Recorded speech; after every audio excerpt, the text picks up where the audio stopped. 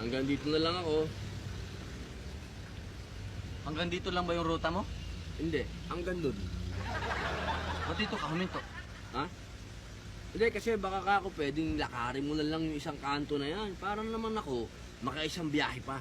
Kasi pag didiretso pa ako doon, pipila pa ako, Brad. Kaya lakarin mo na lang yan. Paglalakarin mo ako? Oo. Bakit? Exercise yan. Anong karapatan mong pa-exercise na? Teacher ba kita? Ako, nakikiusap lang. Baka po pwedeng lakarin mo na lang yan. Hoy, alam ko ang tawag dito ha. Cutting trip. Hindi ako, Doon mo ako baba. ako The customer is always right. Brad, hindi ito tindahan. At ikaw, hindi ka customer. Pasahero ka. Mukha ba ako salesman? Pareho lang yun. Doon ang ruta mo, doon mo ko ibaba. Ayun, tigas pala na.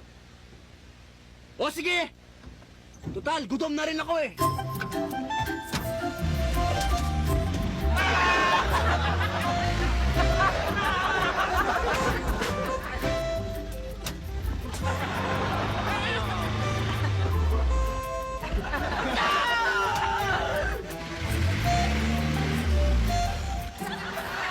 Hanggang dito na lang ako. Baba na.